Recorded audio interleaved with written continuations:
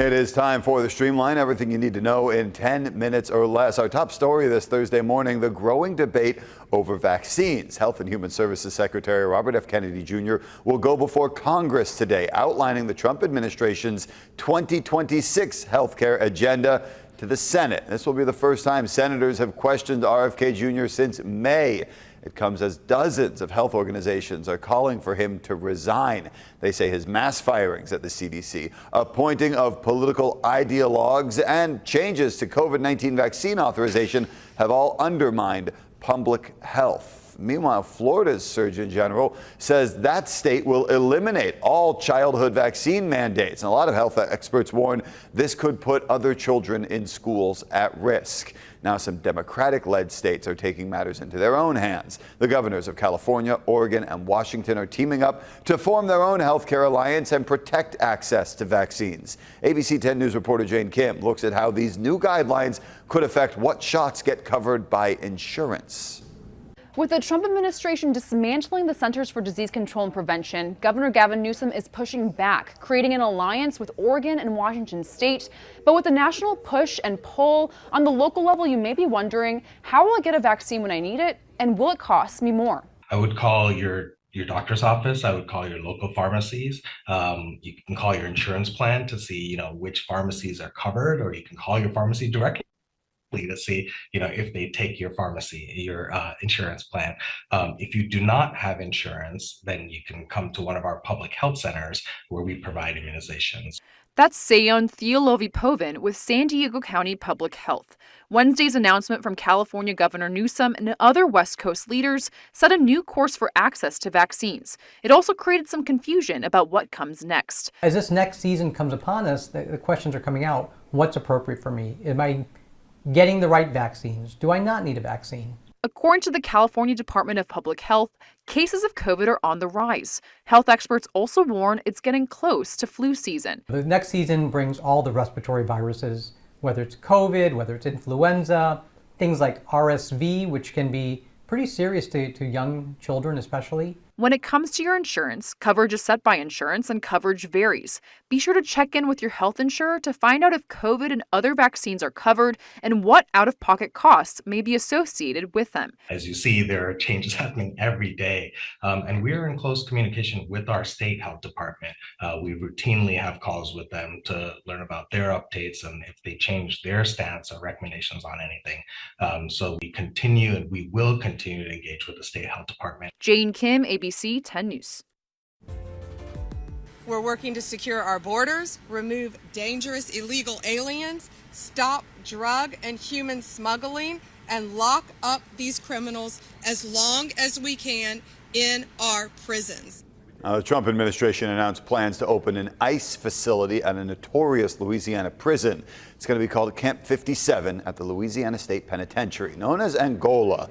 It's the country's largest maximum security prison, and it's got a reputation for bad conditions. In 2021, a judge found it was providing inadequate medical care to inmates. It's also been accused of forcing prisoners to pick vegetables in 100-degree heat at a site that used to be a plantation. DHS Secretary Kristi Noem acknowledged the prison's reputation and even said that's one reason why it was chosen. Camp 57 is expected to receive half of its capacity of 400 men by the end of this month. San Diego's Border Patrol arrested a 16-year-old boy for attempting to smuggle nearly 27 pounds of meth into the United States. It's about $32,000 worth of drugs. The teen was seen on surveillance cameras Saturday night near the San Ysidro port of entry. Agents say the teen told them he was hiking in the area. The teen and the drugs were both turned over to the DEA for investigation. Law enforcement agencies are starting to turn to drones to fight crime. Now, one artificial intelligence startup known as Flock Safety says it could get rid of most crime in America in less than a decade. Many police departments already use the company's network of 80,000 cameras, which provide license plate information and video surveillance. Flock Safety estimates its cameras help solve 1 million crimes a year. The company says the drones would be a big step up for things like following vehicles, tracking people, and gathering intelligence quickly. But some people are raising privacy concerns. They accuse Flock Safety of trying to place the whole country under surveillance.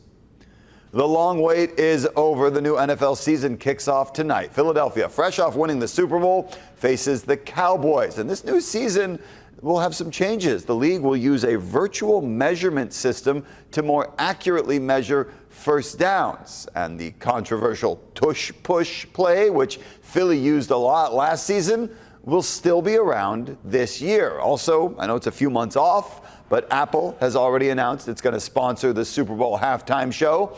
There's no word on who will perform. The current betting favorite, though, is Taylor Swift, although she might be busy planning a wedding. All right, the struggling Padres have now lost 4 in a row and 7 out of 9 after being swept by the Orioles. Baltimore hit these back-to-back home runs in the third inning to jump out to a 7-0 lead. The Padres scored 5 in the late innings. It wasn't enough. They lost 7-5. They have a day off to regroup before opening a series in Colorado on Friday. Despite the slump, the Friars are still just 2.5 games behind the Dodgers in the NL West. The corpse flowers started blooming at the San Diego Botanic Garden Tuesday night, so the clock is ticking on your chance to catch a glimpse of this rare event. What is a corpse flower, you might ask? Great question. The one here is about yay big, and it's supposed to smell like rotting flesh. I love my job, I love my job. Come with me, we're gonna go take a look. The smell is definitely not as bad as I thought it was going to be. It's what we call an antisappointment, if you will. They're mostly interested in nighttime pollinators, so insects that are active at night, so they produce the most nasty smelling stuff at night. Do you see that big yellowish brown stick coming out of the top of the flower? That heats up at night to waft the dead body smell up and out of the flower. That's why the Botanic Gardens will be open until 10 o'clock on Wednesday night. You know, it's funny, like, if you go to a zoo, they're gonna be like, people love baby pandas. At Botanic Gardens, people love big smelly flowers. Why? You know, I don't know. That's like a philosophical question. Let's get nerdy. In each flower, there are hundreds of male and female flowers, giving the corpse flower a better chance of getting pollinated each time it blooms. Botanists here say each time the plant produces a bud, it can go one of 2 ways. It can produce more leaves, or it can produce a flower bud. If they determine that it's a flower bud, they will have a bloom in about 5 or 6 weeks. Now here's the catch, it's only blooming for the next day or 2, so if you want to come, you'll have to come either Wednesday or Thursday. Do not forget your nose plugs. All right, that's your ABC 10 News Streamline. Everything you need to know today in under 10 minutes.